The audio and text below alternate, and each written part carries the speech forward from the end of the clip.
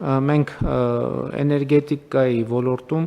գիտեք, որ ունենք խնդիրներ, այդ թվում էլեկտրաէներգիայի մատակարարման որակի հետ կապված։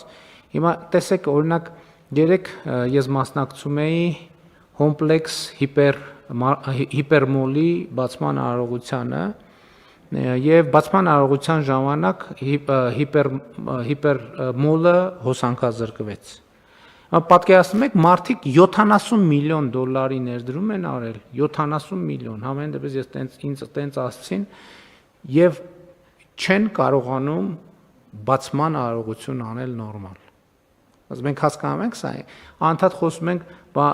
ներդրումային միջավայրի բարելավում եւ այլն։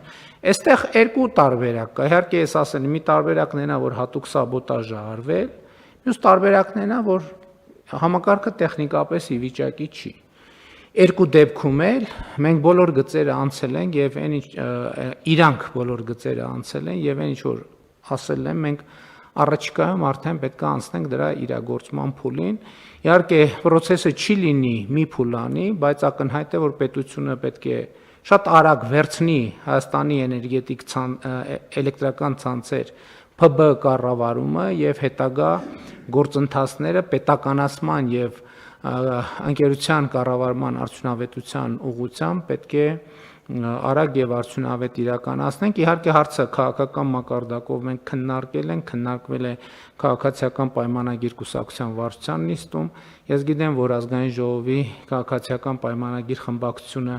նույնպես քննարկումներ է ունեցել եւ այդ թվում կառավարության գործընկերների մենք համատեղ աշխատանքով նաեւ օրենքի նախագիծ է արդեն դրվել փոփոխություն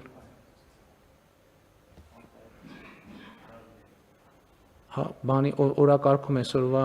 ընդգրկված է եւ արտահերթ նիստով համապատասխան օրենսդրական փոփոխությունները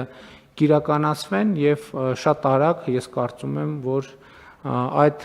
առաջին անհրաժեշտ գործողությունը տեղի կունենա, այսինքն դրա իմաստը կլինի այն, որ պետությունը, կառավարությունը կստանձնի Հայաստանի էներգետիկ ցանցերի կառավարումը եւ այդ կետից սկսած արդեն մենք ավելի հանգիստ պայմաններում հետագա սցենարները կքննարկենք, թե ինչ սցենարով են գնում։